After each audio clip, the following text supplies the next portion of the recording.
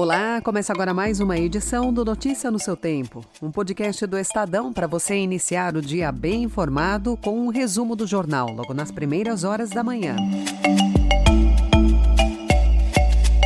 Entre as notícias de hoje, Igreja Católica oficializa excomunhão e primeiro cisma no século XXI. Ação da Polícia Federal contra o crime no Rio de Janeiro prende pastor e políticos e os acusa de ajudar o Comando Vermelho. E o calor extremo que marcou o treino da seleção brasileira para domingo. Eu sou Alessandra Romano e esses são alguns dos destaques desta sexta-feira, 3 de julho de 2026. Estadão apresenta Notícia no seu tempo.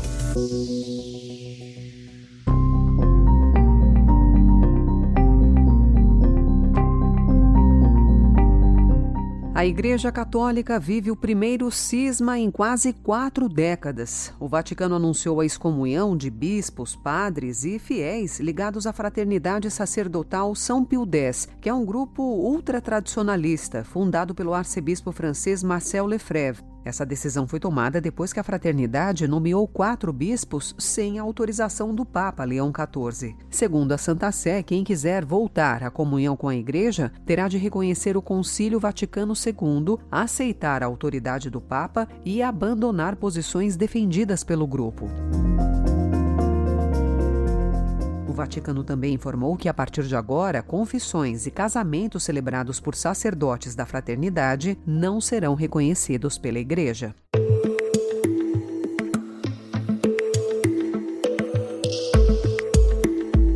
A Polícia Federal deflagrou a 5ª fase da Operação Unha e Carne, com base em listas apreendidas com o contraventor Adilson Oliveira Coutinho Filho, o Adilcinho, que indicariam pagamentos de propina a políticos, doações eleitorais e lavagem de dinheiro. Foram alvos de mandados de prisão Adilcinho, o ex-presidente da Assembleia Legislativa do Rio de Janeiro, Rodrigo Bacelar, o pastor Márcio Pôncio e o ex-deputado federal Marco Antônio Cabral. A investigação apura o vazamento de informações sigilosas para o Comando Vermelho e busca esclarecer a ligação entre a organização criminosa e agentes públicos do Rio de Janeiro. A defesa de Rodrigo Bacelar afirmou que ele não obstruiu as investigações. Os outros envolvidos não se manifestaram.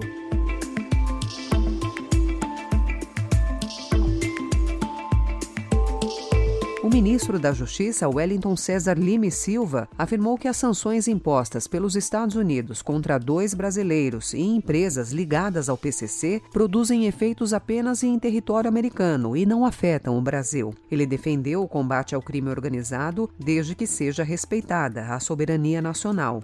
Todas as nações devem aprofundar e sofisticar os seus mecanismos de combate ao crime organizado, desde que a soberania do outro país seja respeitada. Nós temos diversos mecanismos de cooperação, tanto judicial como de cooperação policial internacional, e isto é algo normal das relações entre os Estados. O que não se pode transigir é com nenhuma ranhura da soberania. Fora disso, o Brasil continuará aperfeiçoando seus mecanismos de cooperação policial internacional e também de cooperação judicial.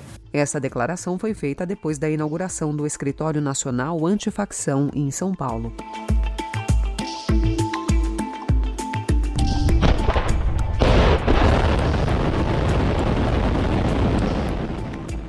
No destaque internacional, o ataque russo com mísseis balísticos e drones contra Kiev, que deixou 27 mortos depois de 11 horas de bombardeios, foi uma resposta às recentes ofensivas ucranianas em território russo. A capital teve prédios destruídos e milhares de pessoas buscaram abrigo. Com estoques reduzidos de mísseis, Kiev enfrenta dificuldades para conter a intensificação dos ataques.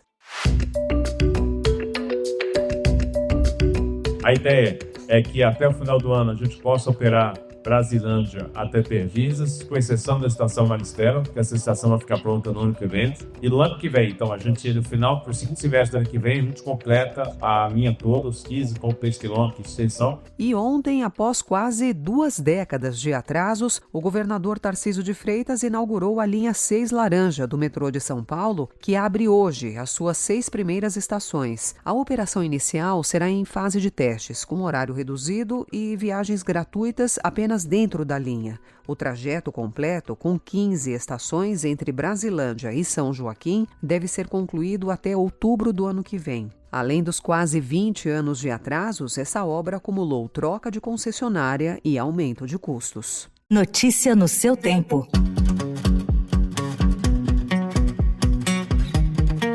Sob o calor de 36 graus em Morristown, a seleção brasileira iniciou a preparação para enfrentar a Noruega no domingo pelas oitavas de final da Copa. A comissão técnica manteve o treino no horário habitual para adaptar os jogadores às altas temperaturas previstas para a partida. Lucas Paquetá e Rafinha, que estão lesionados, seguiram em tratamento e estão fora do confronto. A expectativa é que Rafinha possa retornar em uma eventual quartas de final.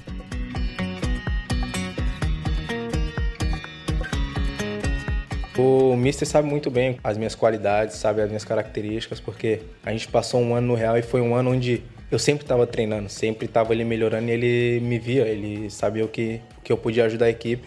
E aqui não é diferente, ele sabe com que eu posso contribuir, mas não só eu. E é como eu sempre falei, eu sempre vou falar aqui, ele não vai fazer o melhor para mim, ele não vai fazer o melhor pro Endrick, não vai fazer o melhor pro Matheus, ele vai fazer o melhor para a equipe. Ontem, Endrick afirmou que confia plenamente nas decisões de Carlo Ancelotti e disse ter se surpreendido ao entrar no lugar de Lucas Paquetá contra o Japão. Com Paquetá lesionado, ele disputa uma vaga no time para enfrentar a Noruega, mas deve começar a partida no banco de reservas. Os jogos de hoje pela segunda fase da Copa do Mundo prometem disputas equilibradas e decisivas por vagas nas oitavas de final.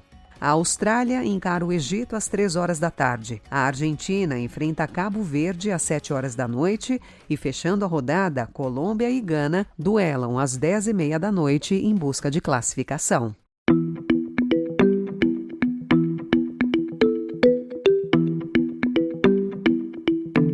Essa foi mais uma edição do Notícia no seu tempo. Esse podcast teve montagem e finalização de Mônica Herculano e o editor de núcleo de áudio é Emanuel Bonfim.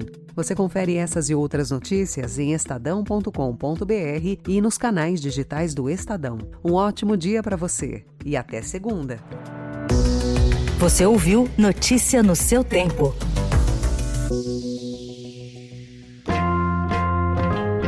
Estadão apresenta o podcast No Ritmo da Vida, com Antônio Penteado Mendonça. Uma série que trata de diferentes aspectos do cotidiano, com temas que buscam melhorar a qualidade de vida e as expectativas das pessoas, entrevistando convidados renomados para tratar dos mais variados assuntos do dia a dia. Novos episódios sempre às terças-feiras, disponíveis nos canais do Estadão e da Rádio Eldorado no YouTube e em áudio em todas as plataformas digitais. Uma realização da Rádio Eldorado com patrocínio de CNSEG, a Confederação Nacional das Seguradoras.